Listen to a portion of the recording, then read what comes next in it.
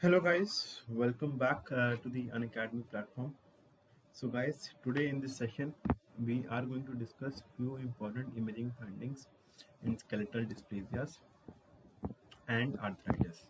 Okay, so guys, let me introduce myself. I am Dr. Himanshu Gupta and I have done my MBBS and MD from Maulana Medical College and I am an educator at Unacademy.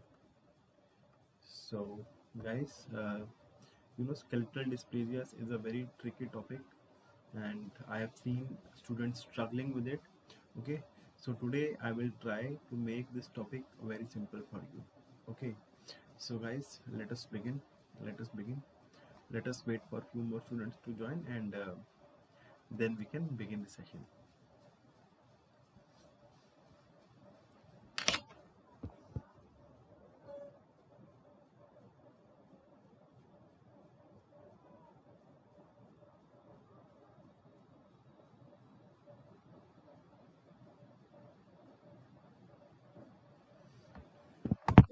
So guys, let us begin with the first x-ray. Okay, so what are your imaging findings? What are your imaging findings in this x-ray that you can see here? What are your imaging findings in this x-ray that you are able to see? Okay, what are your imaging findings? So guys, if we look at the first x-ray, okay, so in this x-ray we can see that there is shortening of the humerus. In this first x-ray we can see that there is shortening of the humerus. Shortening of the humerus can be seen in the first x-ray, right? So this shortening of the humerus, this is known as rhizomelia. Shortening of the humerus is known as rhizomelia. Then looking at the second image, guys, in the second image we can see that there are bullet nose vertebra. Bullet nose vertebra can be seen. Bullet nose vertebra can be seen in the second image, guys. Okay, and also what we can see in this image, okay, that the disc height, it appears increased in this patient. Okay, that is another finding that we can see. Increase in the disc height can be seen in these patients. And moving to the next x-ray. So this x-ray is showing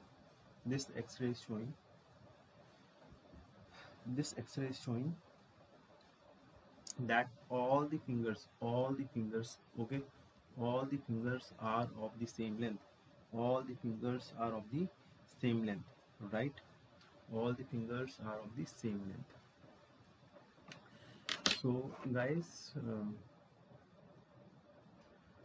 all the fingers are of the same length. Okay, and we can see that there is also separation between the second and third finger. Okay, there is separation between the third and the fourth digit. Okay, there is separation between the third and the fourth digit. Okay, so this is characteristically known as trident hand. Okay, trident hand.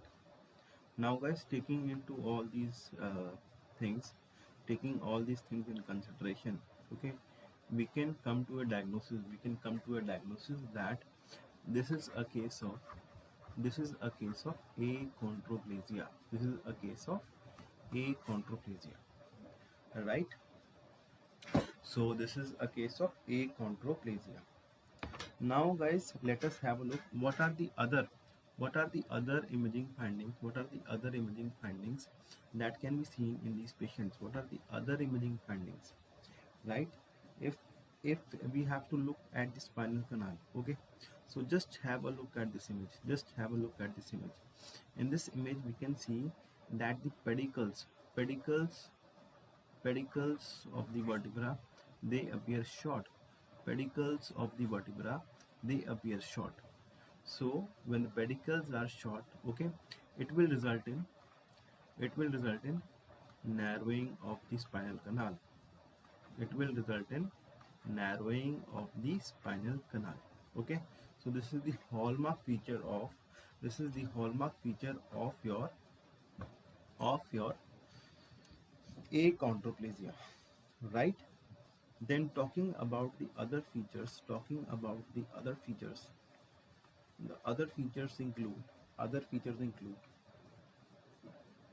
if we look at the base of the skull, other features in the skull, in a patient with achondroplasia. The other features include there is foramen magnum. Okay, the foramen magnum appears stenosed. Okay, foramen magnum appears stenosed in these patients. Okay, and there is basilar impression.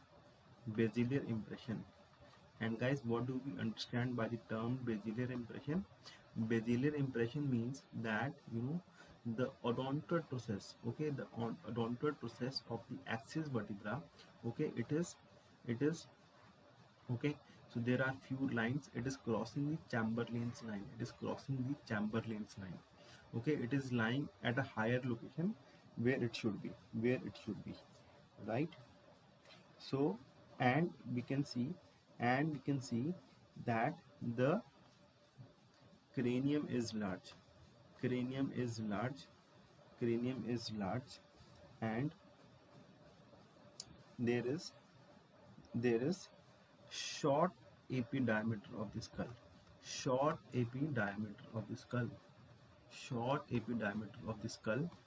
Which is known as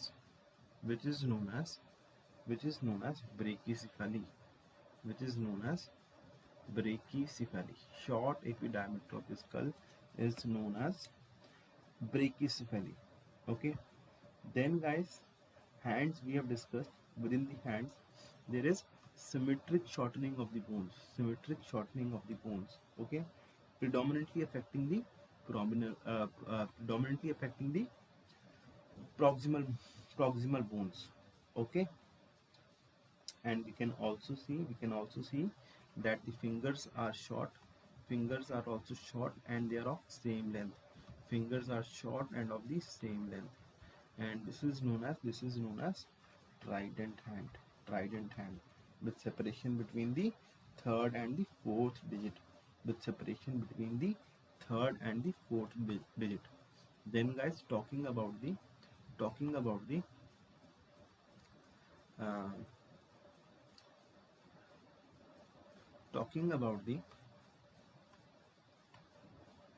other features. Okay, if we look at the pelvis, features within the pelvis. Okay, so the features within the pelvis. Okay, pelvis is small. Okay, the first feature is that the pelvis is small in size. Okay, iliac bones are shortened. And if we look at the acetabula, okay, acetabula, these are oriented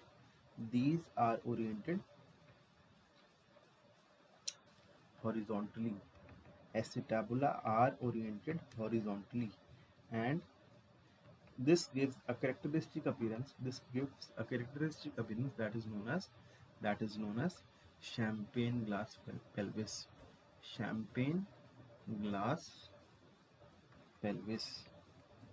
Okay, champagne glass pelvis appearance.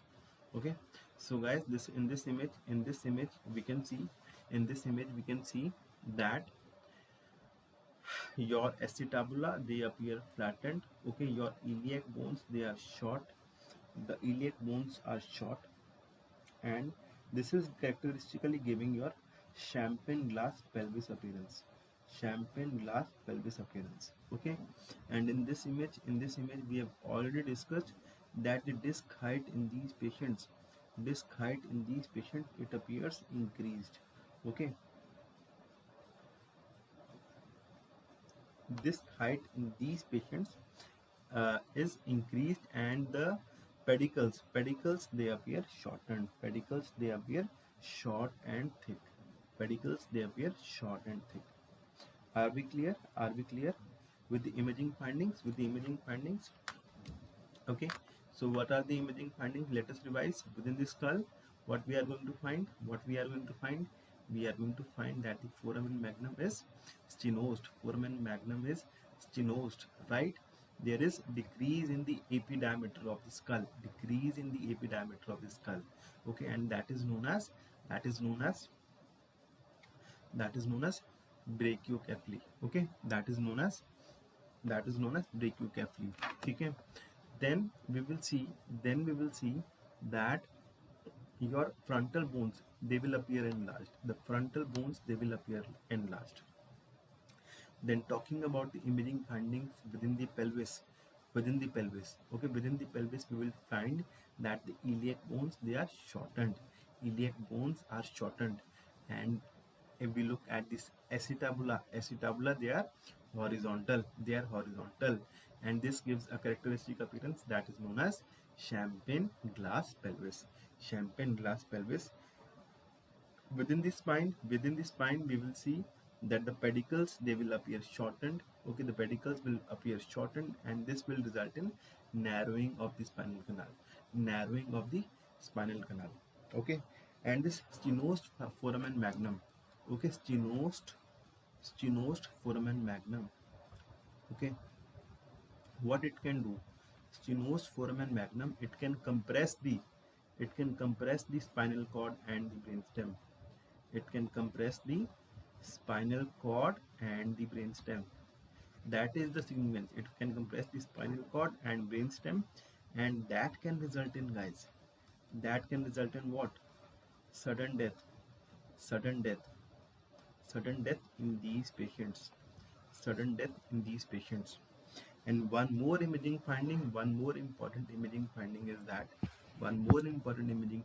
that if we have a look at the interpedicular distance, okay, so normally what happens, guys, this interpedicular distance, it will keep on decreasing as we move in the lumbar vertebra. But in patients with achondroplasia, we will see that your interpedicular distance on AP view, it will keep on increasing. Okay, so these are few imaging features that you guys should be aware of in patients with achondroplasia. Okay, so guys, now have a look at this x-ray. And tell me, what are your imaging findings? What are your imaging findings in this patient?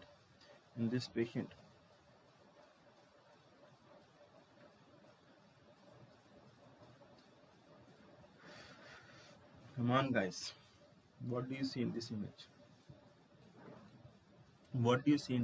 Guys? Where is the arrow pointing towards?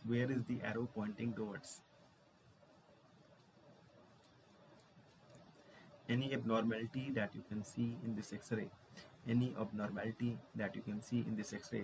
So let me show you another image, okay, of the same patient. So this is another image of the same patient. Okay, just try to do like this. Just try to bring your shoulders against each other and try doing it. Okay, try bringing your shoulders against each other. Is it possible to touch both your shoulders? How is the patient able to touch, okay, both the shoulders? Okay, if this x-ray is shown in your NEET PG 2022 exam, okay, what will be your answer? How can the patient touch both his shoulders? Okay, and how can you correlate with this x-ray? How can you correlate this thing with this x-ray? Anyone, guys? Okay, so guys, what we can see that in this case we can only see the medial end of the clavicle. We can only see the medial end of the clavicle. But if we look, here we, in a normal chest X-ray, okay, you will always find a clavicle here, okay, that will form the acromioclavicular joint. That will form the acromioclavicular joint here, okay. But in this X-ray we can see, in this X-ray we can see that the lateral end of the clavicle, is absent. Lateral end of the clavicle is absent. So guys, what will you call this disorder? What will you call this disorder in which the lateral end of the clavicle is absent? What will you call this disorder in which the lateral end of the clavicle is absent? Anyone, guys? Anyone who can tell me what will you call this disorder in which the lateral end of the clavicle is absent? What is the name of this disorder? I'm waiting for your answers, guys. I'm waiting for your answers.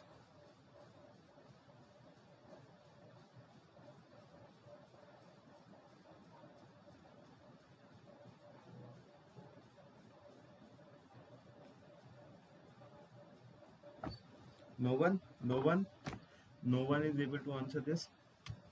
So guys, this is a case of cleidocranial dysplasia. Okay. So guys, cleido stands for clavicle.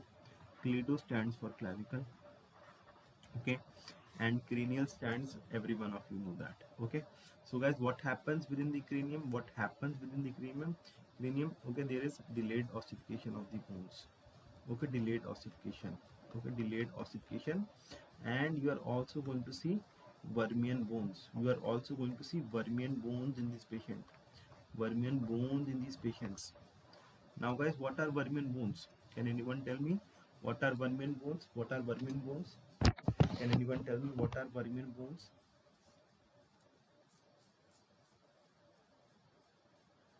What are Vermilion bones? Anyone, guys? So guys, Vermilion bones, these are nothing but your Vermilion bones. Okay, these are nothing but, if you look at this lamboid suture, okay, you can see that there is presence of bone within the sutures.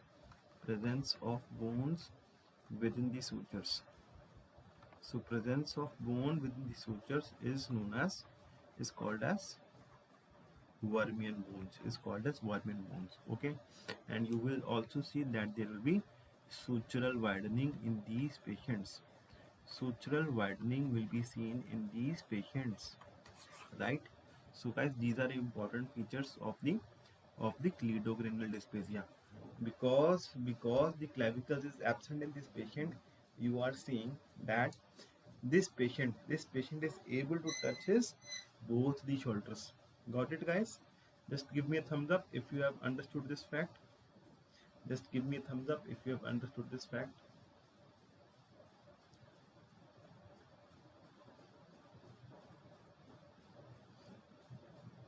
Okay.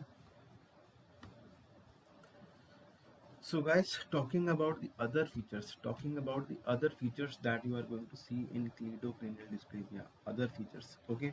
So guys, the other features include, okay, if you will see at the pubic symphysis, so you will see that there is increase in the space between the two pubic bones. This is known as diastasis.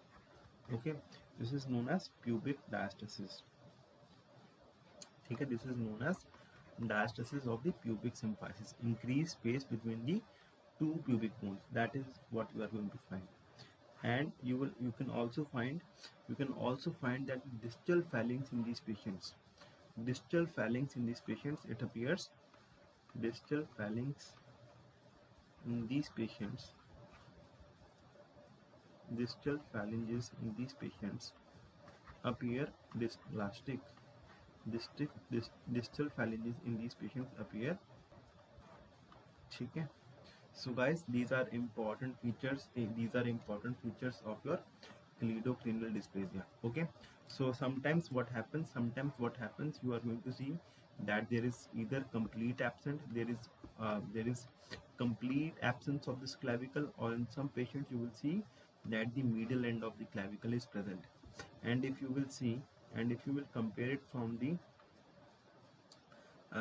and if you will see at this acromioclavicular joint, in this acromioclavicular joint there is no clavicle that can be seen. And if we look at the imaging features in the cranium, you will see that there is presence of Vermilion bones, and there is delayed ossification. There is delayed ossification. There is delayed ossification in the calvarial bones. Okay. Is it getting stuck? Is it fine? So there is delayed ossification in the calvarial bones with Vermilion bones. Right? Now guys, moving on to the next images. Okay. Okay, so guys, this is the next image. What do you see in these images?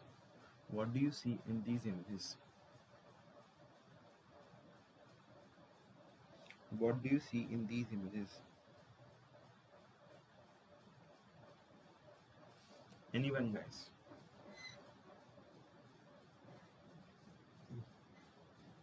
What do you see in these images, guys?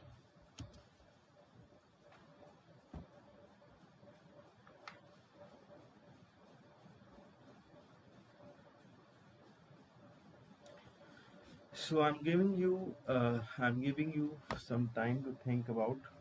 Okay, what are your observations? In this X-ray? Guys?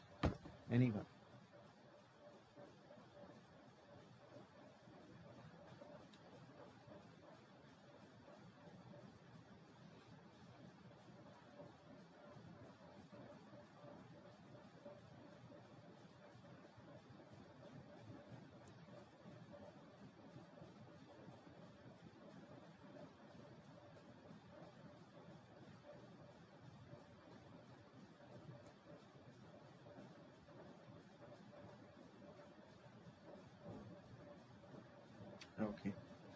Okay.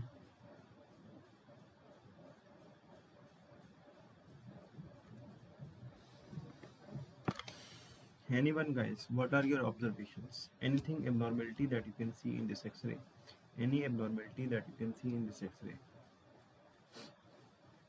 So guys, in this X-ray we can see that there is calcification seen in the epiphyses of long bones. Okay, in this X-ray we can see that there is calcification in the epiphyses of long bones. And this calcification is known as stippled calcification. Stippled calcification can be seen in the epiphyses of long bones. Okay, and guys, this is seen in a patient with chondrodysplasia punctata.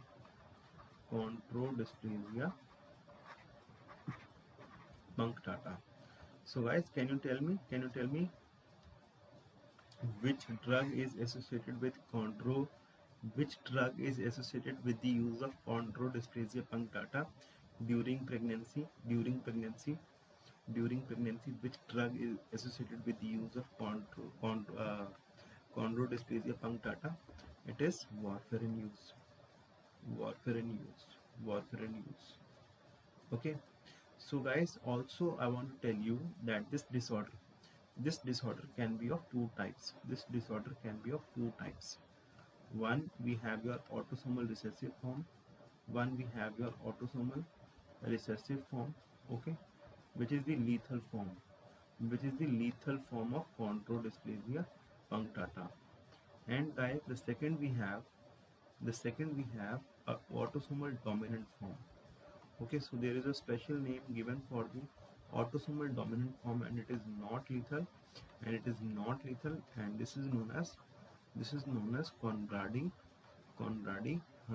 syndrome. This is known as Conradi-Hunterman syndrome, right? And also remember that within the autosomal recessive form, you are also going to find a rhizomelia. Okay, so guys, this will be a difficult lecture. To remember, but I can tell you that it is definitely going to help you in the long run. Okay, and if you are not able to remember, just have a look at this video again. Right? So guys, in this x-ray we can see that there is stippling. Okay, stippled calcification is present along the vertebra and along the proximal end of the humerus. Stippled calcification is present along the epiphysis and the proximal end of humerus. Right? Clear, guys? Just give me a thumbs up if we are clear. Now guys, tell me, looking at this x-ray, can we tell whether it is an autosomal recessive form or an autosomal dominant form? Looking at the x-ray, can we tell whether it is an autosomal recessive form or autosomal dominant form? Tell me. Looking at this x-ray, can we tell whether it is an autosomal recessive form or an autosomal dominant form? So guys, if we look at this x-ray, we can see that there is shortening of the bones. Okay, shortening of the proximal bones. Okay, so we can say that this is a case of autosomal recessive form. Right? Now guys, tell me. Okay, autosomal dominant form is known as autosomal dominant form of chondrodysplasia punctata is known as autosomal dominant form of chondrodysplasia punctata. Come on, guys. In the comment section, tell me autosomal recessive form in the comment section. Autosomal dominant form is known as.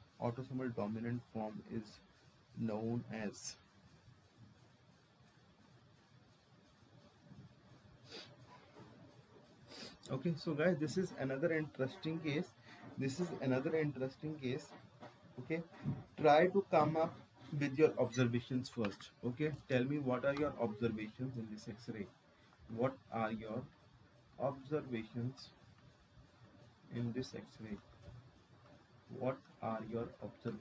in this x-ray? Anything abnormal that you can see? Anything abnormal that you can see in this x-ray?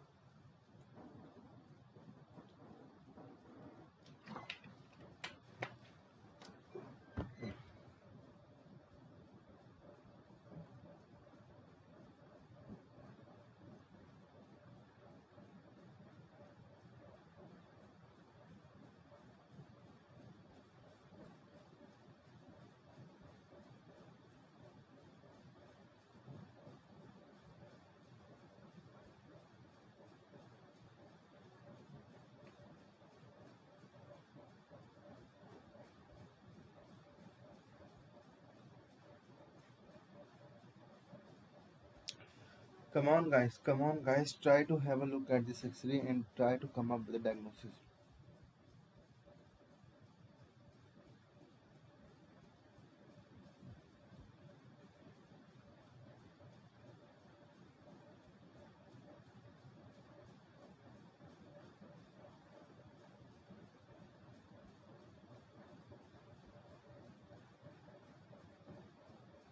Yes, the chat and the video is lagging. The chat and the video is lagging.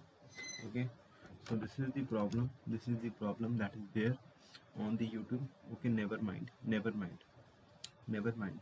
Can you guys find any abnormality in this X-ray? Okay, so it will become interesting if you try to find out the abnormality yourself. Okay, so first tell me which X-ray is being shown here. Which X-ray is being shown here? And what all things are you going to see on this X-ray? What all things are you going to see on this X-ray?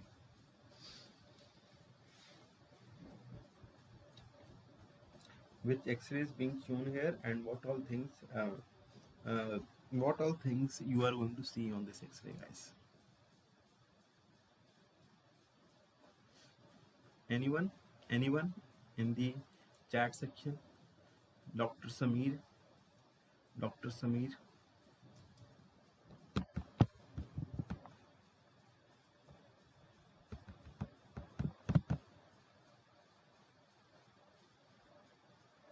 No one? No one? Okay. So guys, in this X-ray we can see, okay, that these are your bones of the hand, metacarpals, okay, then your phalanges. These are your carpal bones. Okay, this is your ulna. This is your ulna. This is your ulna. Okay, and if you can see, in this case, radius is absent. Radius is absent. Radius is absent. So guys, absent radius is seen in a case with absent radius is seen in which syndrome? Anyone? Absent radius, guys, is seen in Holt or arm syndrome.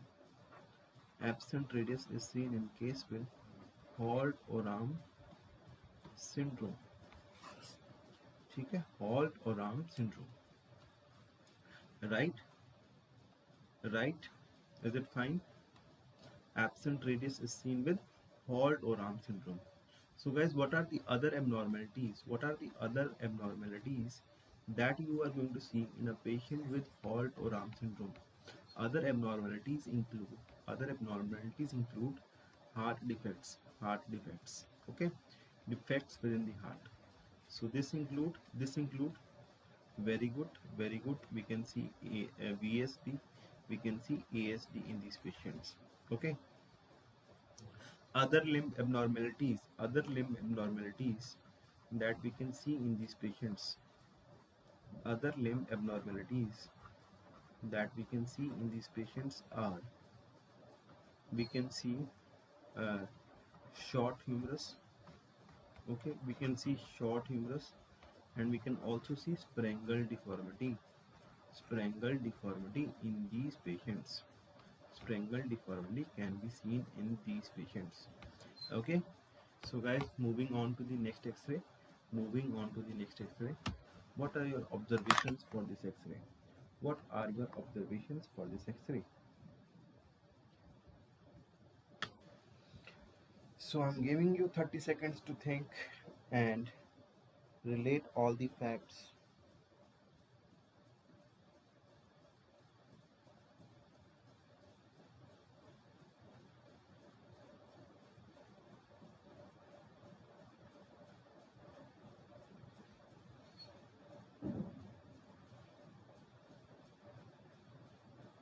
Anyone, guys? Anyone? What is your observation?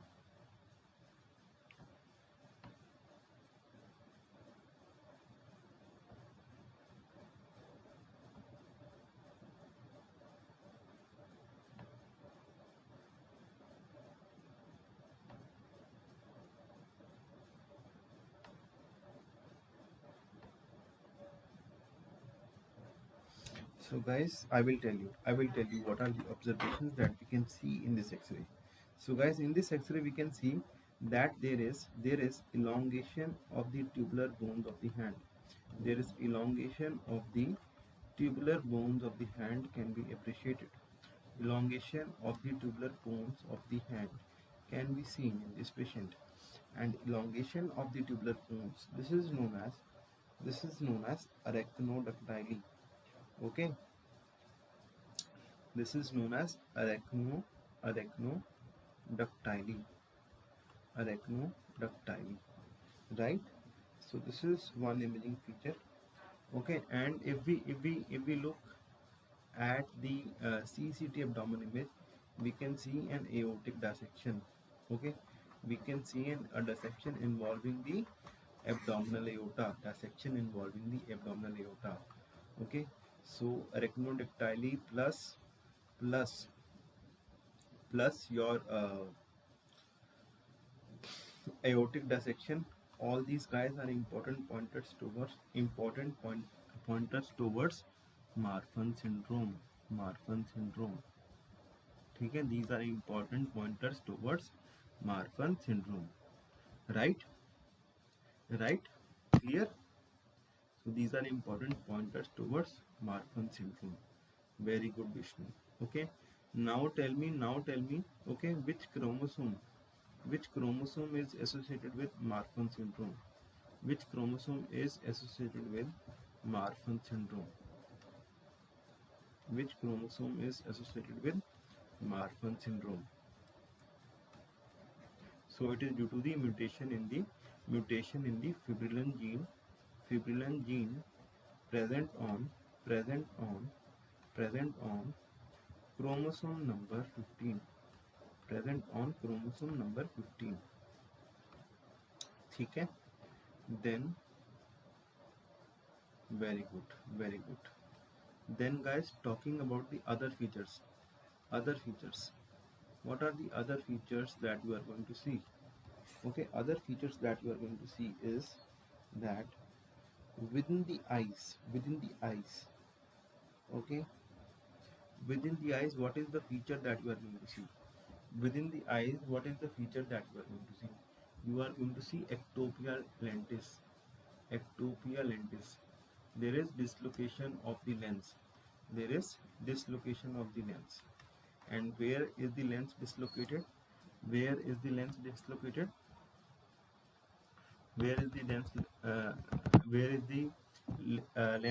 dislocated? An ophthalmology question. So lens is dislocated in the superolateral part. superolateral part. So Marfan's cam कहाँ point करता है? Superolaterally. So that is how we remember. ठीक है?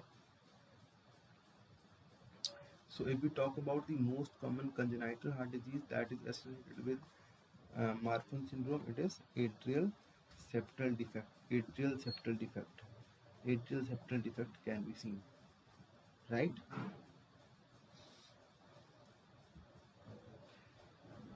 Now guys, moving on to the next image.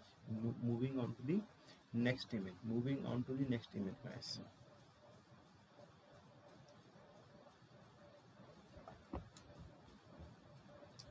This is an X-ray of the pelvis. What do you see in this X-ray of the pelvis? What do you see in this X-ray of the pelvis?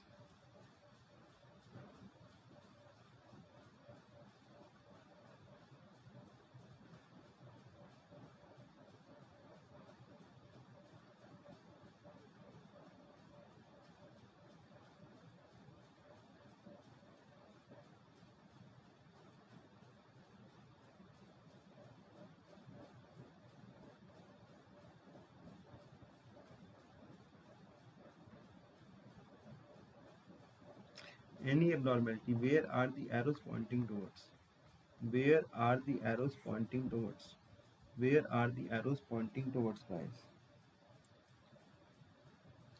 So guys, these arrows are pointing towards iliac horns. These arrows are pointing towards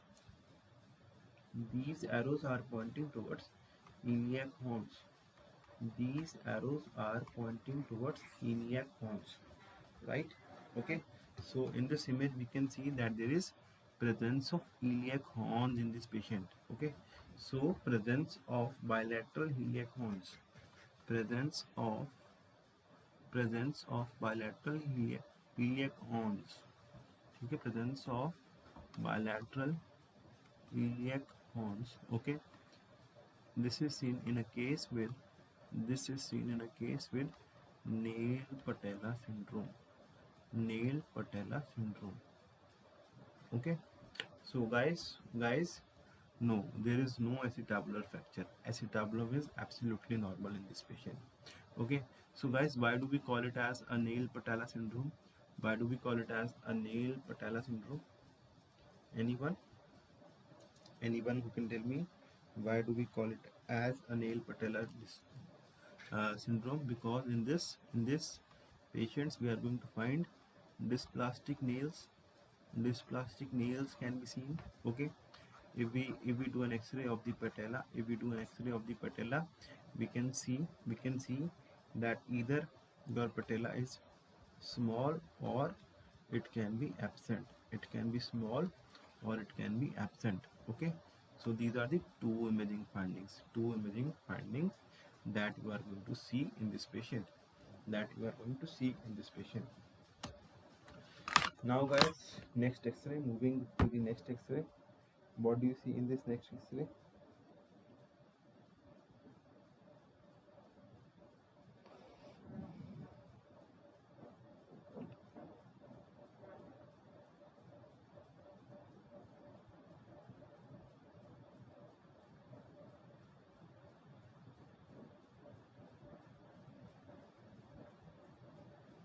Anyone guys, what is your observation in this x-ray? What is your observation in this x-ray?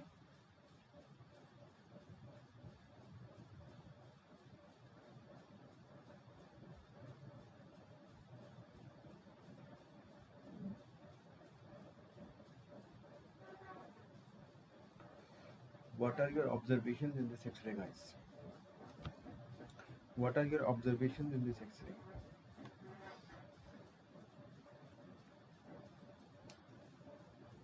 This is an x-ray of the skull. And these are the x-ray of the vertebra. What do you see? Here, guys? Try to find out the abnormalities. That you can see.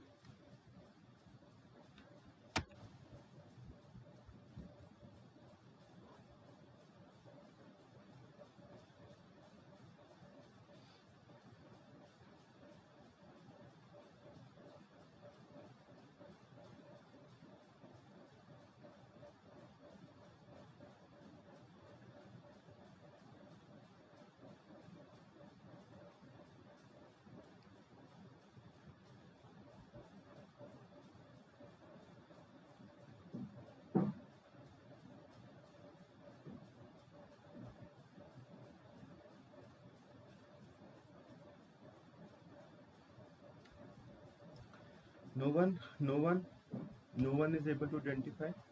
So guys, in this x-ray, if we look at the vertebra, in this vertebra we can see that there is inferior beaking that can be seen in this vertebra. Inferior beaking is what we can see in this vertebra. Inferior beaking. And remember guys, this inferior beaking of the vertebra, it is characteristically seen in mucopolysaccharidosis. And within the mucopolysaccharidosis, it is your Hurler syndrome, in which we can see this inferior beaking of the vertebra. If we look at the other x-rays, okay. So guys, this is your J-shaped cella. So this can also be seen in these patients. J-shaped cella can be seen in these patients. So if we have to see the features which we can see in these patients of Hurler syndrome, you are going to find macrocephaly, frontal bossing, okay, and you can also find hydrocephalus in these patients. Hydrocephalus can be seen in these patients. Okay. And if we look at the hands of these patients. If we look at the hands of these patients, so guys, what we can see within the hands of these patients, so we can see that there are short tubular bones. Short tubular bones can be seen within the hands of these patients. Short tubular bones can be seen in the hands of these patients. Okay? So these are your short tubular bones in the hands of these patients, right? And if we look at the ribs, okay, so the ribs appear widened. Okay, and this widened ribs gives a spatulated appearance. Widened ribs give a spatulated appearance. Spatulated appearance. Okay, so just revising all the features of Thurler syndrome, you are going to find inferior beaking of the vertebra, you are going to find J-shaped sella, and you are going to find the spatulated appearance of the vertebra, or spatulated appearance of the ribs. And if we look at the tubular bones, they are short. Okay, now another x-ray. What do you see in this x-ray, guys? What do you see in this x-ray?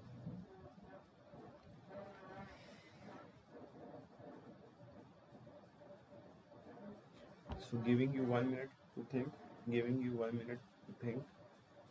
what we can see in this x-ray.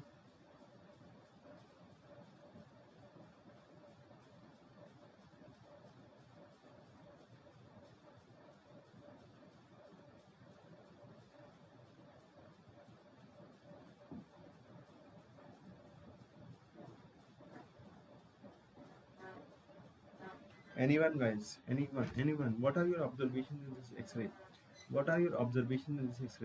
So x-ray of the spine, x-ray of the vertebra, cervical spine, and your x-ray of the pelvis has been provided to you. Now you have to come up with a diagnosis. Guys. What is your diagnosis? Guys? Come on.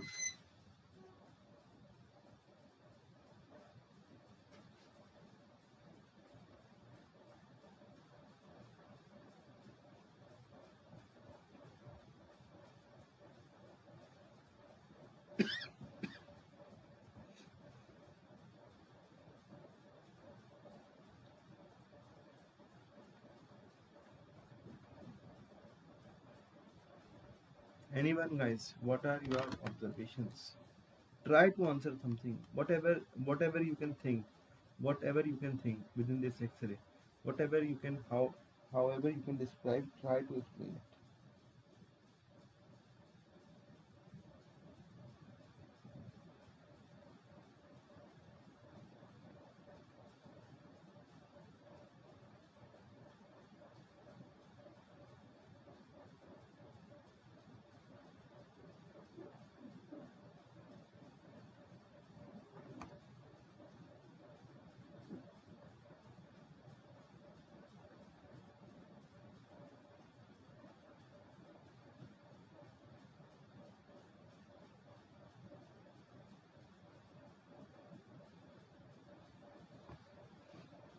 No one? No one is able to answer. Okay. So let me tell you what are the imaging features.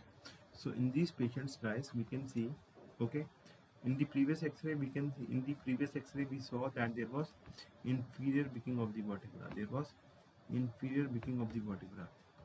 In this x-ray we can see that there is central beaking of the vertebra.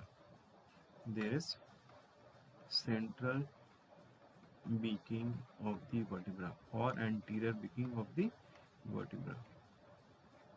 Okay, so beaking is there. It must be a mucopolysaccharidosis. Okay, mucopolysaccharidosis. In the second image, just always have a look at the normal image of the cervical spine. So in this image, in a normal image, you are going to find that there is an odontoid process that can be seen. Okay, so in the second image, we can see that there is an Odontod can be seen in this patient. Odontod can be seen in this patient. Okay. And in the third image, we can see that the femoral head epiphysis and the acetabula, femoral head epiphysis and the acetabula, these are dysplastic. These are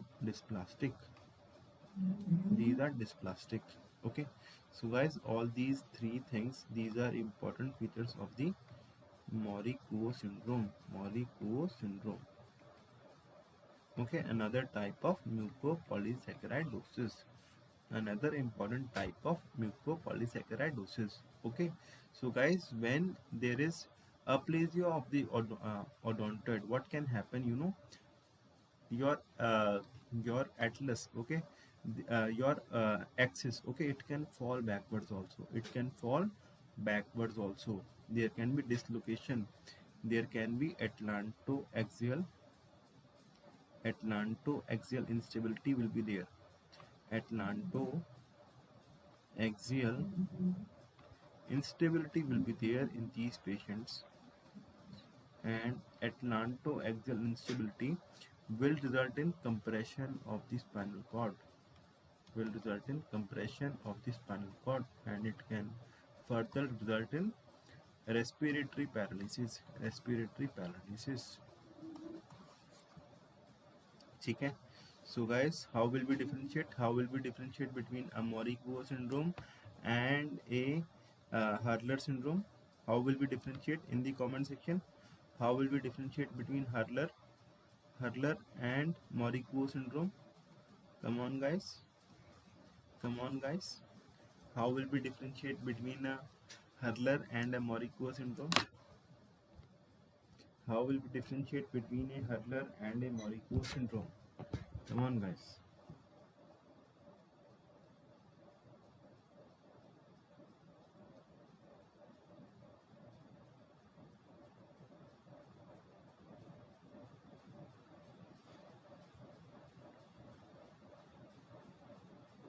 No one.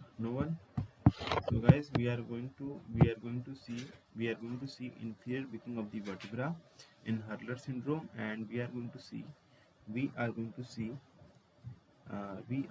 see central weakening in the Mori-Kuo syndrome. Okay. Now guys, tell me, what are your observations in this X-ray? This is a simple X-ray. Let us see who is able to identify it.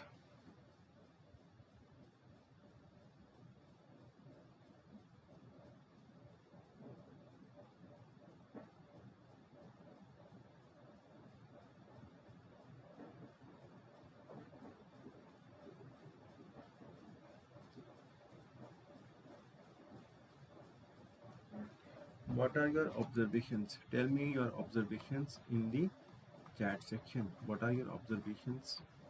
Okay, tell me these observations in the chat section, guys. In the chat section.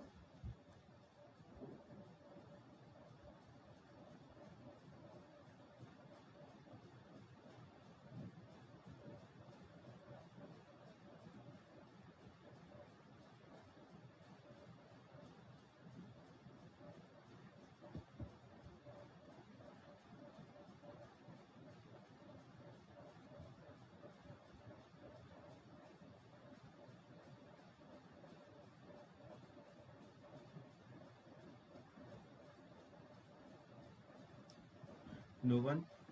So guys, in this X-ray we can see that there are bilateral fractures of the femur, and there is bowing deformity also that can be seen. Bowing deformity of the femur can be seen. Okay. So guys, these are important findings. These are multiple fractures involving your extremities. Okay, these are important findings of your osteogenesis imperfecta. These are important findings that can be seen in patients with osteogenesis imperfecta, right? So guys, if we have to know what are the criteria, okay, what are the four criteria that must be present, four criteria that must be present in a patient with osteogenesis imperfecta. Four criteria. Can anyone tell me what are those four criteria that must be seen in a patient with osteogenesis imperfecta? So the first criteria includes your osteoporosis. Osteoporosis will be seen in these patients. The second criteria is blue sclera. The third is your abnormal dentition. Abnormal dentition can be seen in these patients. Abnormal dentition can be seen in these patients. And the fourth is your premature autosclerosis. So guys, out of these two criteria, only two need to be present to confirm the diagnosis. Only two need to be present to confirm the diagnosis, right? And if we look at the other features, okay, so we are going to find fractures, okay, fractures in the bones, right? Fractures in the bones, okay. We can also see Vermilion bones in these patients. Vermilion bones can be seen in these patients. Okay. And yes. Okay. So guys, this is another x-ray, okay. This is another x-ray of the same patient. We can see in this x-ray that your head of femur, okay, it is bulging into the pelvis. Head of femur is bulging into the pelvis. It is known as protrusio acetabuli. Protrusio acetabuli can be seen in these patients. And in the second image, we can see that there is presence of Vermilion bones. So what was the previous x-ray? What was the previous condition in which we were able to see the Vermilion bones? Which was the previous condition in which we were able to see the Vermilion bones? That was your the previous condition in which we were able to see the Vermilion bones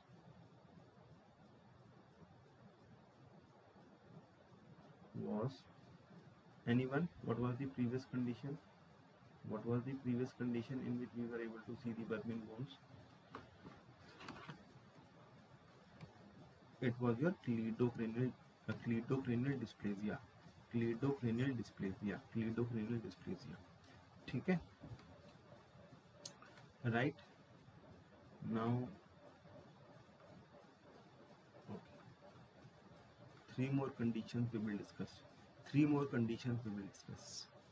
Let's see. Bringing on to you the next x-ray. Guys. Next x-ray. What do you see in this x-ray?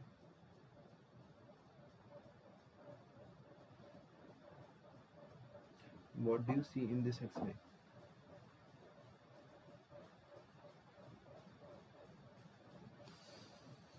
Come on, guys. What are your observations in this x-ray, guys? Observations. So we are going to revise everything that I have taught you today, okay, so that it stays in your mind for a longer period of time, okay. But first you have to tell me what are your observations.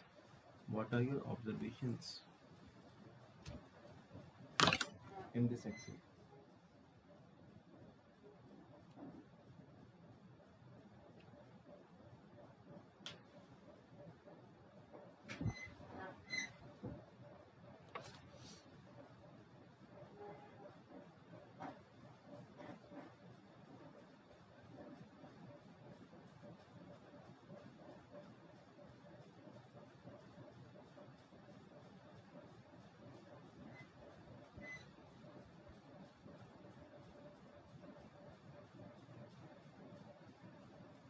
Anyone, guys? So guys, in this x-ray we can see that there is increase in the density of the bones. density of the bones diffusely. There is diffuse increase in the density of bones. And guys, this diffuse increase in density of the bones, this is seen in a case with osteopetrosis. Okay, diffuse increase in the density of the bones. Okay, right. Then guys, talking about the other imaging features that we can see in these patients. So these patients have characteristically an appearance that is known as, first we can see that there is increased density within the phalanges. There is increase in the density within the phalanges, and they are also producing a bone within a bone appearance. Okay, bone within a bone appearance. Okay, seen in the phalanges.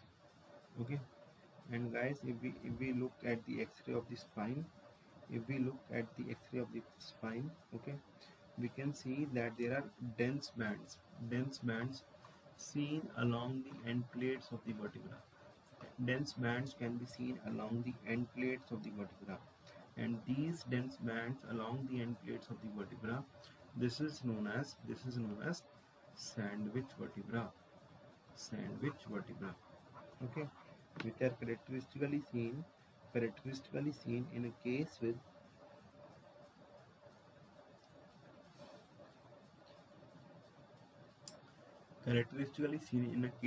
osteopetrosis. ठीक है, these are characteristically seen in a case with osteopetrosis. Right. Now guys, moving on to the next X-ray. Okay, so this is an X-ray of a similar disease. Again, we can see that these vertebra, these are giving a bone within a bone appearance. Okay, so these are basically your sclerotic line, which can be seen running parallel to the end plates.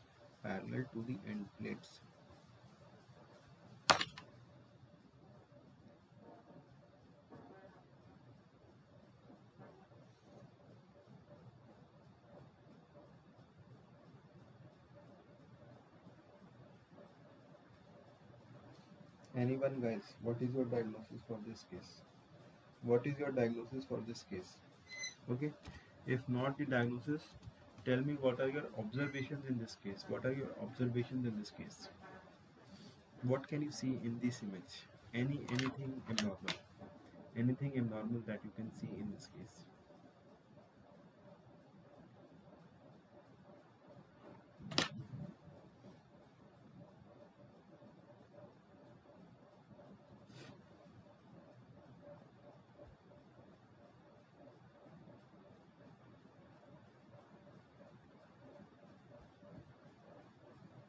No one guys? Okay, so we can see that there are radio density seen in the periarticular location. Okay, in the epiphysis of the bone, in the metaphysis of the bones, basically around the joints, we can see that there are multiple radio densities can be seen. Okay, so these radio densities, these are characteristically seen in a case with osteopoikilosis. Okay, osteopoikilosis. Okay, so guys, let me revise everything for you. Let me revise all the skeletal dysplasia that we have just read. Okay, so revising Playing from desktop 8 so revising everything for you. 3F54. So guys, in the first image, we can see that I showed you that there were there was shortening of the proximal bones, which is known as rhizomalia, and in the vertebra we can see that there were bullet-shaped vertebra. And if we look at the fingers, they were all of same size with gap between the third and the fourth digit, with gap between the third and the fourth digit, and this is known as trident hand. And there was increase in the intervertebral disc height. If we look at the pedicles, in this case the patient had short pedicles. Okay, so narrowing of the spinal canal, this is the pathological hallmark of achondroplasia. Achondroplasia is the pathological hallmark of achondroplasia. And if we look at the pelvis, the pelvis were short and horizontal. And this gave an appearance that is known as champagne glass pelvis. This gave an appearance that is known as champagne glass pelvis, short horizontal acetabuli, which gave an appearance known as uh, champagne glass pelvis. Then I showed you a case in which lateral end of the clavicle was absent, and this is characteristically seen with cleidocranial dysplasia. And what we can see in this image, that the patient was able to touch both his shoulders. Looking at the cranial part, in the cranial part we are going to find delayed ossification of the calvaria along with presence of Vermilion bones, widening of the sutures, sutural widening will be seen. And even in the pubic symphysis we were able to see diastasis, increase in the there is increased space between the pubic symphysis. This is known as pubic diastasis. And within the fingers we could see that there was shortening of the fingers, shortening of the distal phalanx. Okay, distal phalanx appear dysplastic. Then the third case that we discussed was your calcification in the epiphysis of the long bones, stippled calcification in the epiphysis of the long bones. The stippled calcification in the epiphysis of the long bones, this is seen in stippled calcification in the epiphysis of the long bones. This is seen in case with chondrodysplasia punctata. And we all know this chondrodysplasia punctata. It is associated with warfarin use. Then guys, this chondrodysplasia punctata, it is a further of various types: autosomal dominant and autosomal recessive. So autosomal dominant form, okay, it is known as Conradi-Hunterman syndrome. And autosomal recessive form is the lethal one. And you are also going to find short proximal limbs, also known as which is lethal. We could also see in this case that there was shortening of the proximal bones, and along with that there was stippled calcification in the vertebra. Coming to the fourth case, that we discussed,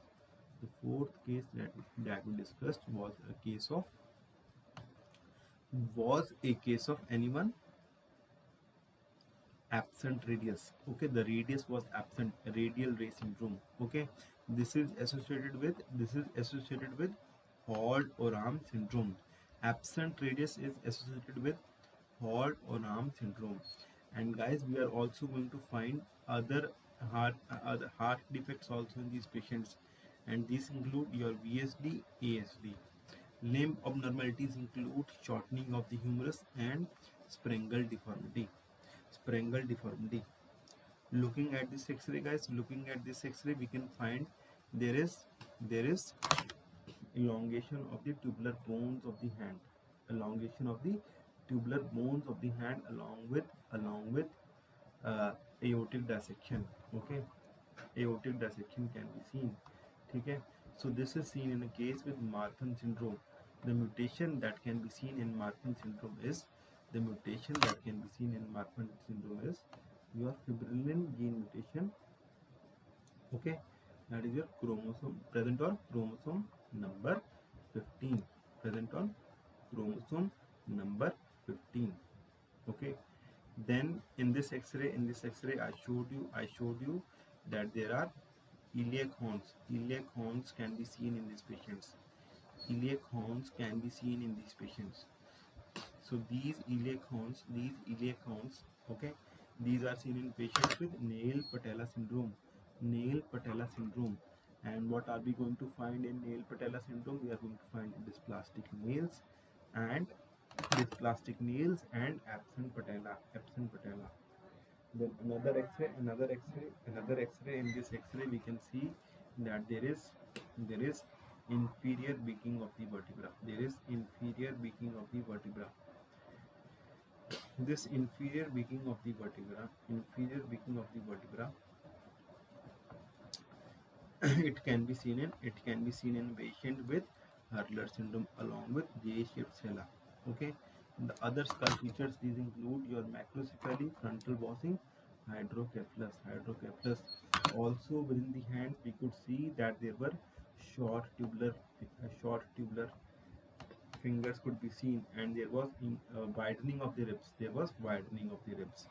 Okay, which is known as spatulated appearance. Right.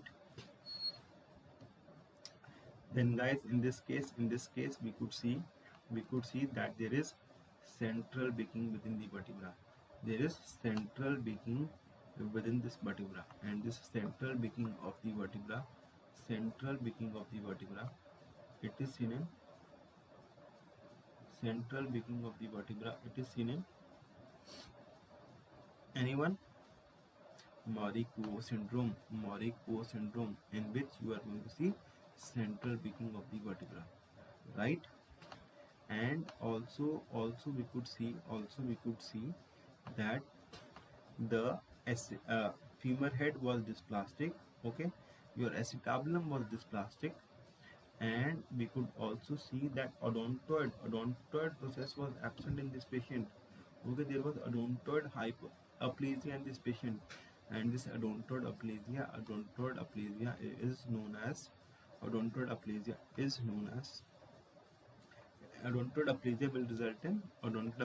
will result in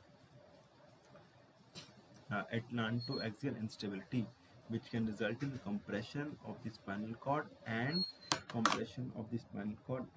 your respiratory paralysis. Osteogenesis, multiple fractures involving the long bones. Okay, the four criteria for osteogenesis imperfecta: osteoporosis, okay, then your loose sclera, abnormal dentition, and the fourth was premature autosclerosis. Out of these criteria, only two should be present to call it as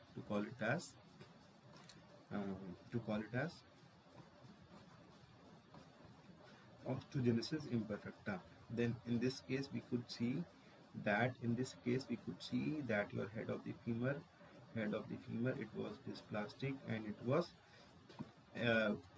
protruding into the acetabuli, and this is known as protrusive acetabuli. ठीक है? So guys, did you enjoy all the dysplasias? Did you guys enjoy the imaging features of all the dysplasias?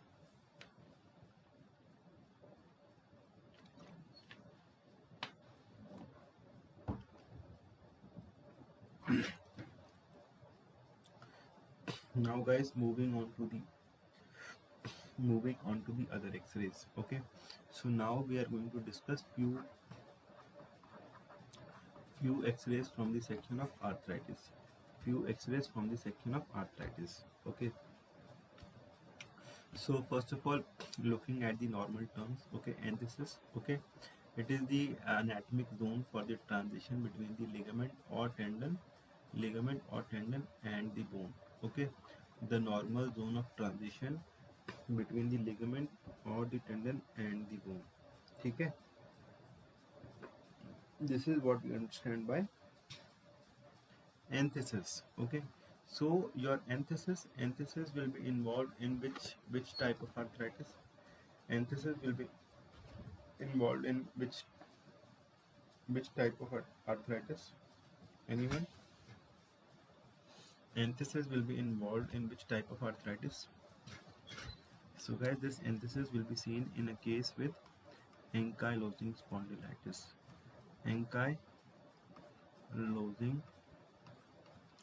spondylitis. ठीक है. Erosion is the loss of bone owing to pressure atrophy or active breakdown of bone tissue. Okay, so guys, if we look at the arthritic disorders, okay, so these arthritic disorders can be divided into two broad categories. One is your inflammatory, okay, and you have your degenerative joint disease. Okay, so within the inflammatory category, you are going to find erosions. Erosions are characteristic of this inflammatory category. Okay, and if we have to compare it with the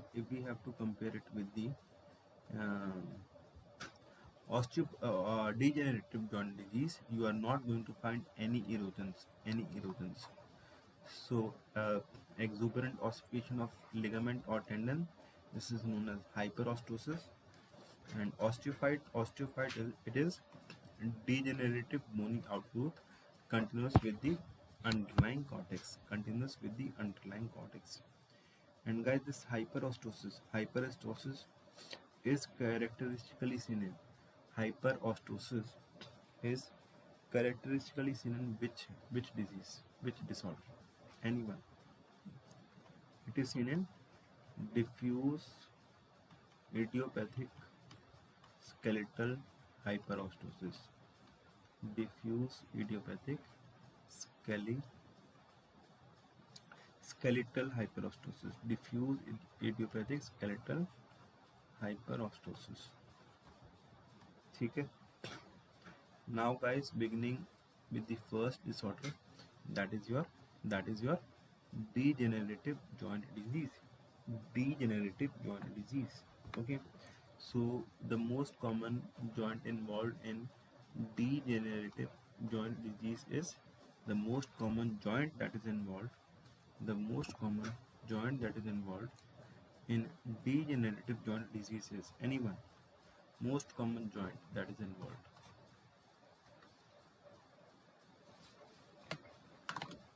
Most common joint that is involved. Come on guys, simple question.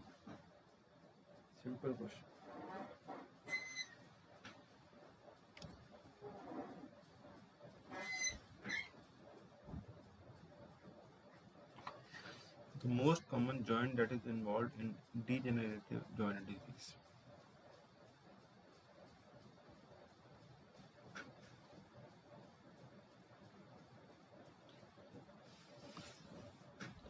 So guys, the most common joint that is involved in degenerative joint disease, it is your knee joint. Right? Knee joint. ठीक है. Then guys, talking about the important features. That we can see. It is your, there is decrease in the joint space. That we can see in these patients. Okay, there is decrease in the joint space. Okay, there is decrease in the joint space that we can see in these patients. So this decrease in the joint space, just remember that this is decrease in the joint space is asymmetrical. Okay, not asymmetrical, I would say it is non-uniform. There is non-uniform reduction in the joint space. ठीक है, non-uniform reduction in the joint space. ठीक है. Then guys, we are going to see that this joint space reduction, this is asymmetric. This joint space reduction, it is asymmetric. What do we mean by the term What do we mean by the term asymmetric? So asymmetric means that there is different, if we compare both the joints, okay, on one side there can be more reduction in joint space, and in the second joint there can be less reduction in joint space, okay. But if we have to compare it with an inflammatory disorder, in inflammatory disorder, you are going to see that there is, you know symmetrical involvement of the joints on either side,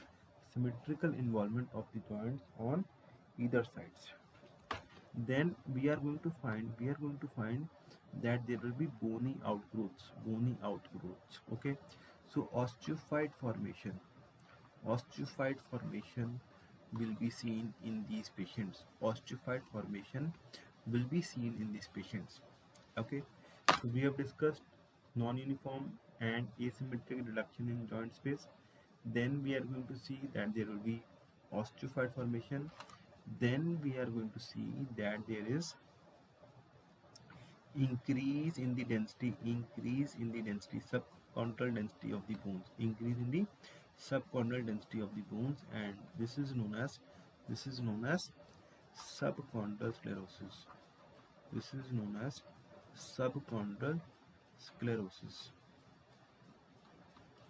ठीक है, this is known as subchondral sclerosis, right? Clear, guys?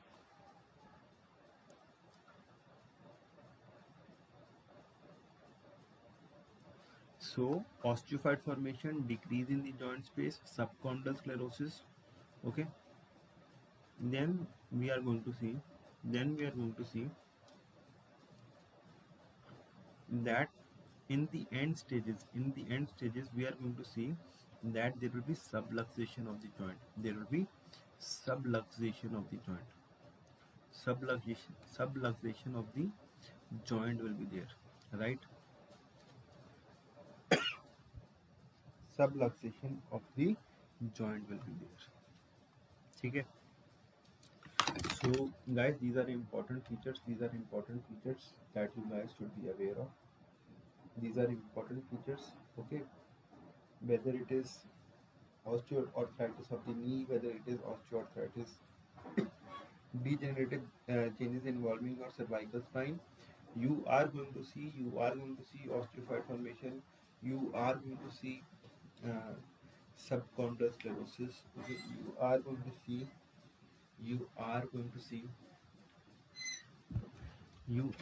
see subchondral sclerosis, okay. And it can also result in formation of you can also see few cysts also can be seen in the subchondral location, okay. So guys, this is your subchondral cyst formation. Subchondral cyst can be seen, okay. Subchondral cyst can be seen in these patients, okay. So, and in the later stages we can also see dislocation of the joint. So guys, what was happening in this case? We could see that there was a radiolucency. A radiolucency can be seen within the joint space. Okay. So this radiolucency within the joint space is known as vacuum phenomenon. This radiolucency within the joint space is known as vacuum phenomenon. Okay. And vacuum phenomenon can be seen within the joint space. And what else?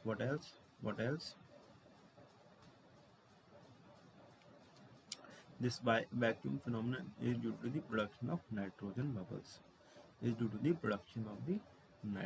bubbles. ठीक है. और हम क्या देख सकते हैं? और we can see in these patients we can see that these are your facet joint, okay. Facet joints can also be involved. In this patient, in which we can again find the similar features: reduction in the joint space, okay. Sclerosis of the subchondral sclerosis can be seen, ठीक है, subchondral sclerosis can be seen, and yes, ठीक है. So clear? Is everyone clear? Is everyone clear with the important features of the osteoarthritis? Now guys, moving on to the next image. Okay, so this is a spotter session. This is a spotter image. Spotter image. Spotter image. Let's see who's able to identify it. Okay, let's see who's able to identify it. Anyone, guys?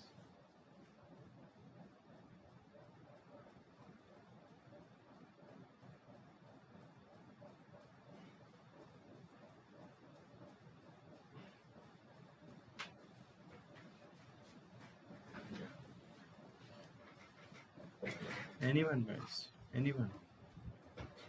What are you able to see in this image? What are you able to see in this image? Any abnormality that you can see in this image?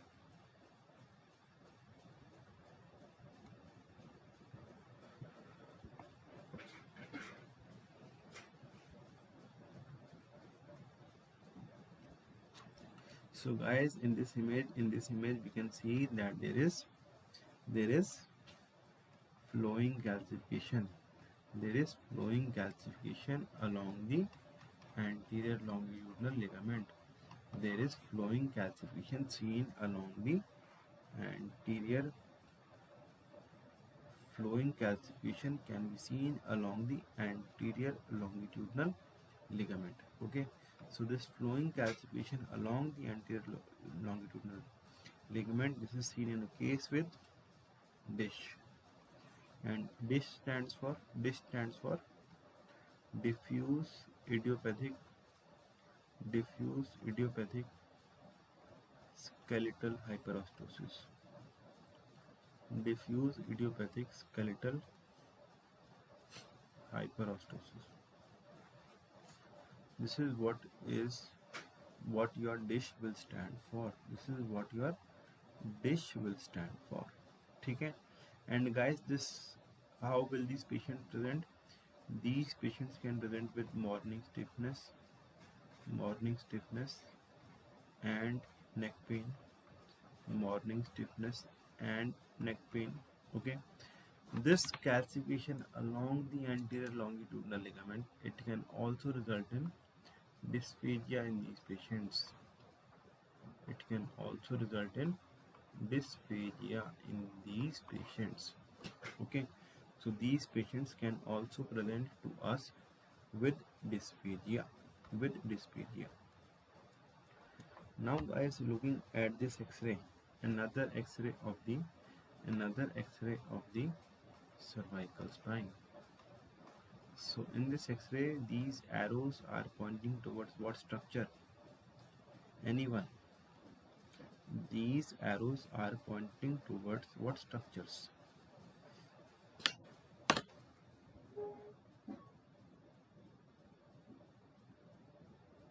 Anyone?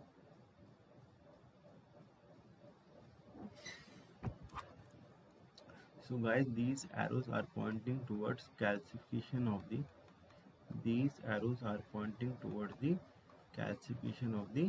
posterior. These arrows are pointing towards the calcification of the posterior longitudinal ligament. Calcification of the posterior longitudinal ligament. And the syndrome, it is known as OPLL. Okay, so this is a case of OPLL. And guys, what can this OPLL do?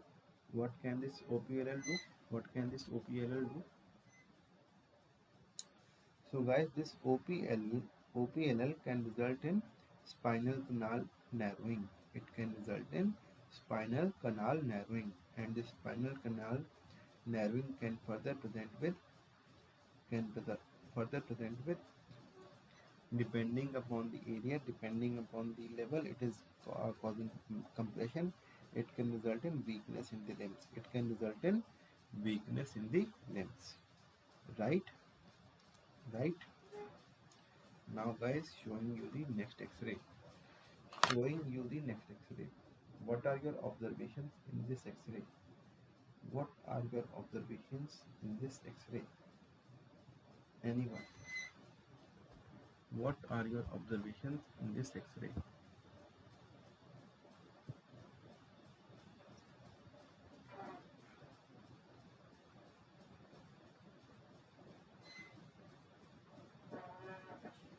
Any abnormality? Any abnormality that you can see on this X-ray?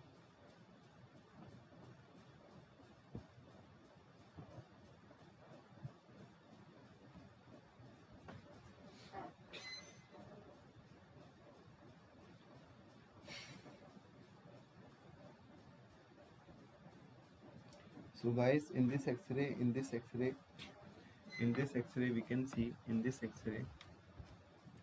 we can see that there is destruction. There is destruction of the carpal bones. Destruction of the carpal bones.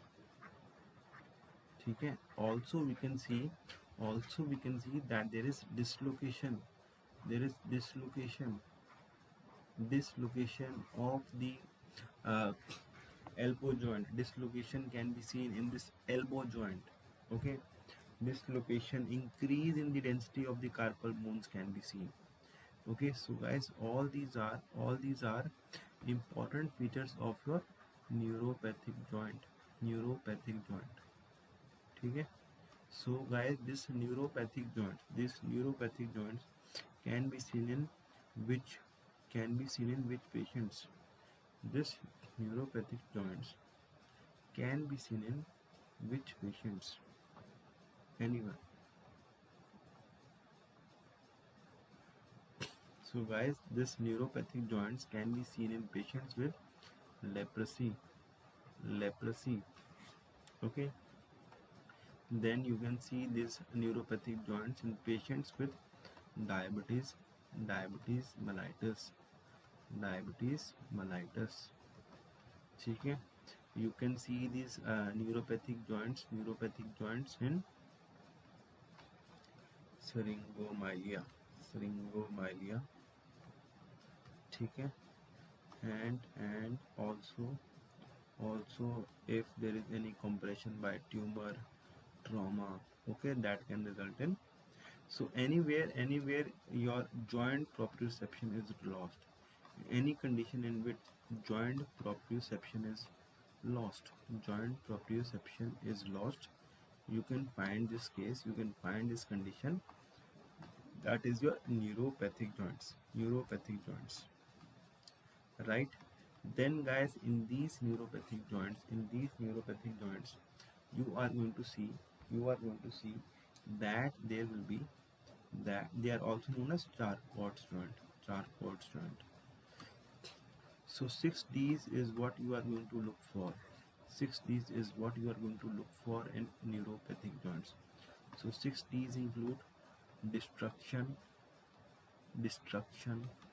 Okay. Then you are going to find dislocation within the joints. Okay. Then you are going to find debris formation can be seen within these joints. Okay. There will be increase in the density of the joints. Then you are going to find disorganization of the joints.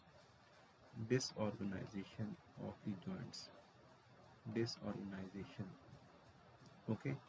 And you can also find effusion. Okay. Effusion in the joints can be seen. Okay. So guys, this is another X-ray. Showing you the licked candy stick appearance. Okay. So this licked candy stick appearance, this is again seen in neuropathic joints. And here you can see that there is destruction of the head of the humerus. Seen in a patient with neuropathic joint,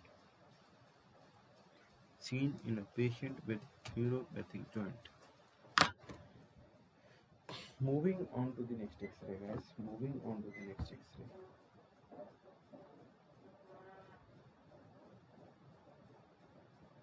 Moving on to the next X-ray.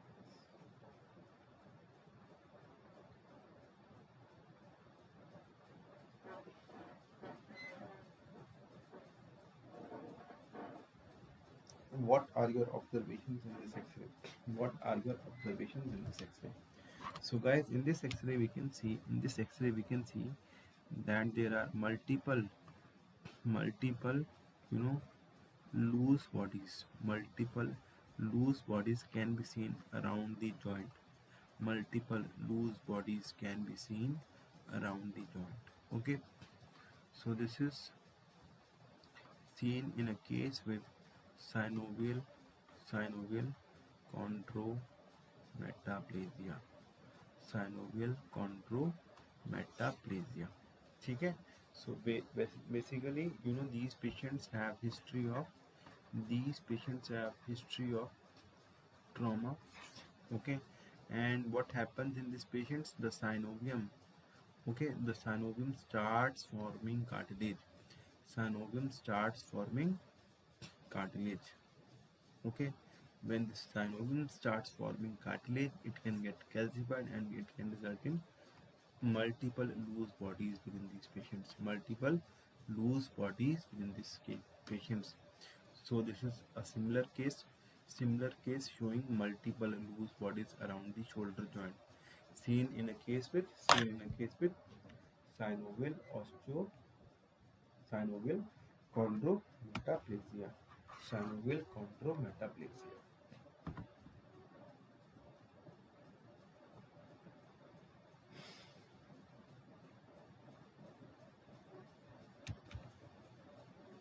Now, guys, moving on to the next X-ray.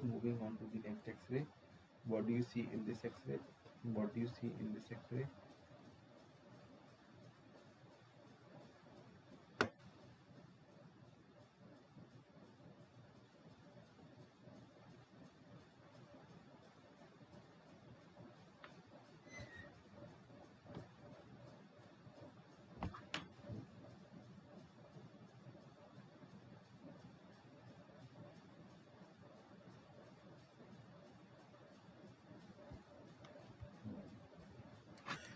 So, guys, in this X-ray we can see that there is destruction of the erosions can be seen. Erosions can be seen in the odontoid process. Okay, erosions can be seen in the odontoid process. Okay, so any arthritis that you can remember, which is going to involve your neck. Okay, erosive changes within the odontoid process. The first thing that you're going to think of is your rheumatoid arthritis.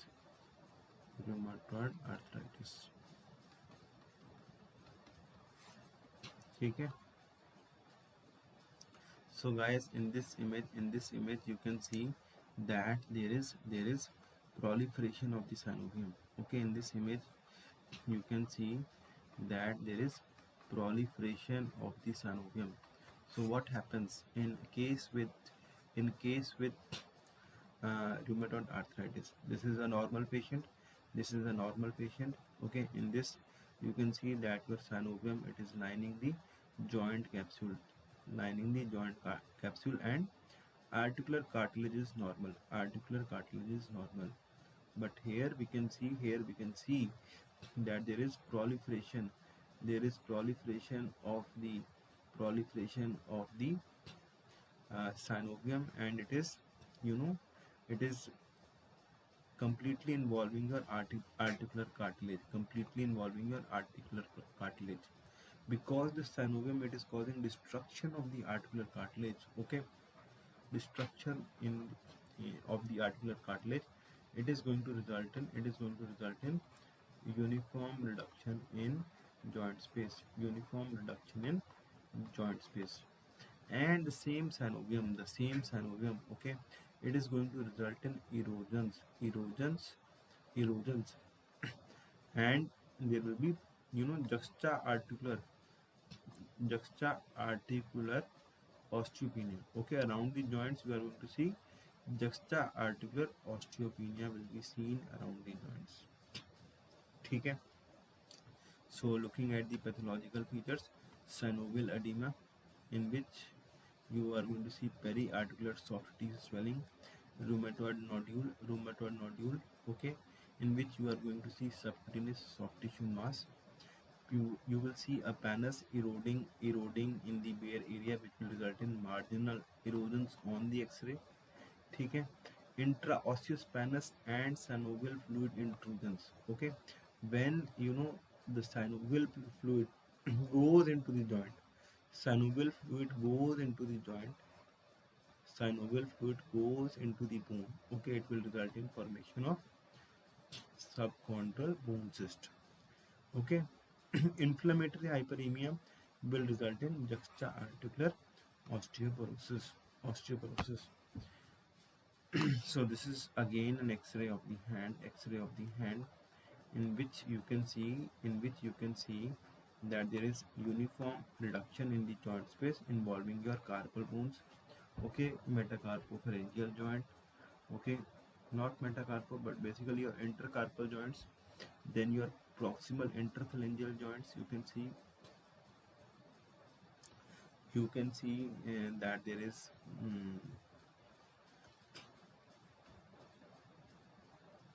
proximal interphalangeal joints. You can see that there is narrowing of the joint space. Okay, narrowing of the joint space, uniform narrowing of the joint space can be seen. Then you can see the subchondral cyst formation, which was also seen in osteoporosis. And you can also see erosive changes. You can see erosion in the heads of the metacarpal. Erosion in the head of the metacarpal can be seen. Okay, so guys, all these things these are pointing towards that this is a case of rheumatoid arthritis. Then talking about the deformities. Okay, talking about the deformity. Okay, so guys, if there is extension at the proximal interphalangeal joint, and extension at the proximal interphalangeal joint and flexion at the distal interphalangeal joint, this is known as swan neck deformity. Okay, extension at the proximal interphalangeal joint and flexion at the distal interphalangeal joint.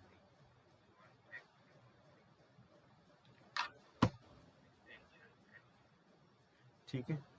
Then guys, if there is flexion at the proximal interphalangeal joint and extension at the distal interphalangeal joint, this is known as bottomate deformity. These again, both these deformities are seen in patients with rheumatoid arthritis. Now guys, if we have to choose whether this X-ray is an X-ray of a patient of rheumatoid arthritis or osteoarthritis, what will we choose? So guys, in this case we are going to see that there will be erosive changes. Okay, there will be erosive changes on the lateral aspect of the tibia. And there is uniform reduction in the joint space. Okay, so uniform reduction in the joint space, erosive changes within the joint. Guys, all these things are pointing towards the case of rheumatoid arthritis.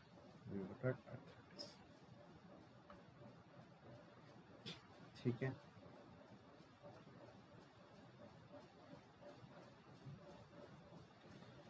So three more X-rays that we are going to discuss. Okay, so guys, this is an X-ray showing you the SI joint, sacroiliac joint. what you can see that there is sclerosis around the sclerosis involving the iliac bone, okay, and there is joint irregularity, okay. So this is pointing towards a case of sacroiliitis, and sacroiliitis is hallmark for ankylosing spondylitis. So guys, ankylosing spondylitis, it can show three features. It can occur in three stages. In stage 1, guys, you are going to see that there will be widening of the joint cavity. There will be widening of the joint cavity. After that, you are going to see that after the widening, there will be irregularity in the joint cavity, and after that, there will be sclerosis, okay. So that joint cavity is going to get reduced, and there will be adjacent sclerosis, okay. Sclerosis could be seen here also. Adjacent sclerosis involving your iliac bones could be seen here also, okay. And we are going to see, when there will be bridging osteophytes seen in the sacroiliac joints. Bridging bone that is seen to bridge the sacrum and the iliac, okay.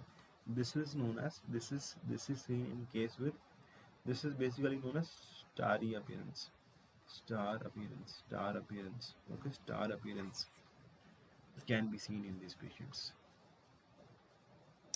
Then within the spine, guys, you have to learn the various appearances of the ankylosing spondylitis and the various lesions. So guys, what happens in these patients, you are going to see that there will be formation of bridging osteophytes, okay. Bridging osteophytes or syndesmophytes will be seen, okay. And this is going to give an appearance that is known as bamboo stick appearance. Bamboo stick appearance will be seen. If you will look at the ends of the bone, okay, there will be erosion, okay. I told you that anthesis is going to be involved in your ankylosing spondylitis. So if you look here, okay, there is involvement of the anthesis, okay. There is erosion along the anthesis, okay. And this erosive lesion along the corner of the vertebra, this is known as Romanus region. Erosions along the edge of the vertebra, this is known as Romanus region, okay. When normally the shape of the vertebra is like this. Okay. There are concavities on the anterior and posterior aspect.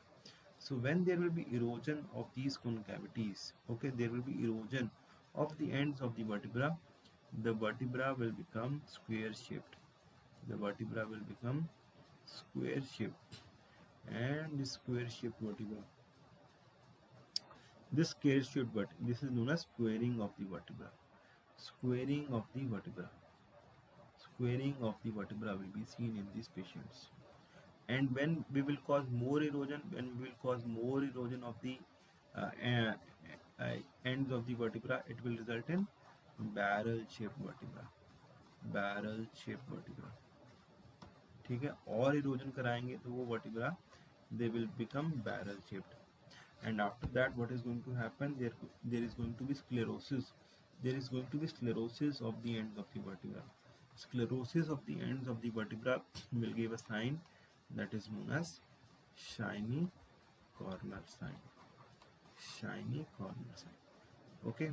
Sclerosis of the ends of the vertebra will result in the sign that is known as shiny corner sign. So guys, here we can see that there is squaring of the vertebra. Here the vertebra have become barrel shaped. Barrel shaped vertebra can be seen. Okay, barrel shaped vertebra can be seen. Guys, when there is calcification along the supraspinal ligament. Okay, supraspinal ligament and the adjacent ligaments. It is going to give one sign. That is known as trolley track sign. Trolley track sign. Trolley track sign. ठीक है, trolley track sign. So at last, guys, I want to discuss this two imaging appearances. Okay, two imaging appearances. One is erosive osteoarthritis. Erosive osteoarthritis. So guys, the appearance that we are going to get here, it is your gulping appearance. So guys, how do we get this gulping appearance? We see a central erosion in the proximal phalanx. Okay, अगर ये phalanx है, ठीक है, ये एक phalanx है, ये distal phalanx है. You know what is going to happen? So remember, if this is one phalanx and this is the other phalanx, distal phalanx. So there will be central erosion. Okay, there will be central erosion in the proximal phalanx. There will be central erosion in the proximal phalanx, and in the central and in the distal phalanx we are going to see peripheral erosion. Okay, peripheral erosion will be seen in the distal phalanx, and this kind of appearance, okay, this appearance is known as gulping sign. Whereas in a case of psoriatic arthritis, okay, you are going to see periostitis. Okay, and this periostitis, juxta-articular periostitis, okay, it is going to give an appearance that is known as mouse ear sign. It is going to give a sign that is known as mouse ear sign. So guys, coming to the last case for today. So guys, in this case we can see, okay, that there is increased sclerosis seen. Triangular shaped sclerosis are seen in the bilateral iliac bones.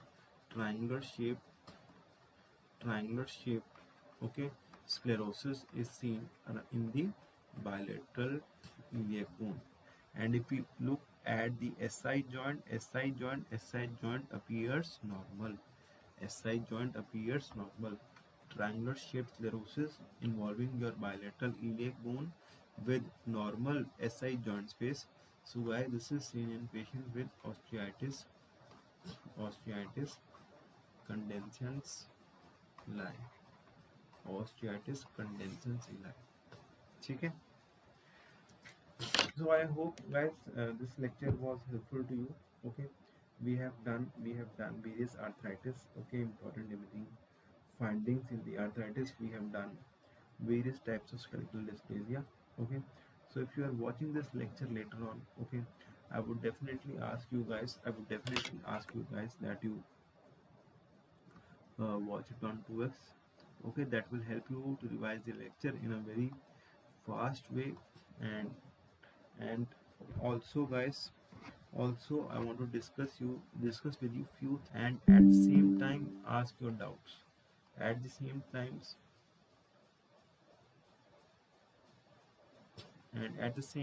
ask your doubts. Okay, you have the option to listen to your lectures sitting at home and ask your doubts. That is the major benefit that you are going to get. And guys, there we have, for every subject we have so many classes that are going on. For every subject we have, so many classes going on. And many students ask me, sir, we have a lot of weak subjects. How should we improve that? Guys, I will ask you that at least for weak subjects, try to look into the classes. Of the top educators. Okay, of the top educators like your Nikita Nanmani ma'am, okay, uh, Dilip sir, you can look into these classes and you can improve your weak subject. ठीक है? So what you can do, you can look into look in look into the classes of the weak subjects, okay. And guys, on the plus platform, okay, plus platform, we have a high yield revision batch, high yield revision batch that is coming for the students. High yield revision batch is coming for you guys for NEET PG 2022, okay. So that will help you in the last moments of anxiety, that will help you to cover things in a short span of time, okay. Short span of time, high yield revision. And in this batch we are going to discuss a lot of MCQs as well, okay. So if you are someone who has just started your preparation late, okay, so this batch will help you. And if you are someone who has around 5 to 10 subjects week, then this batch is definitely going to help you, okay. So I would definitely ask you guys that you enroll for these courses. And you can also use my code Dr Himanshu Life, Dr Himanshu Life. That will give you some more benefits, right? So guys, this was all for today. I hope you liked the lecture. If you have any feedbacks, do leave your feedbacks in the comment section below. Till then,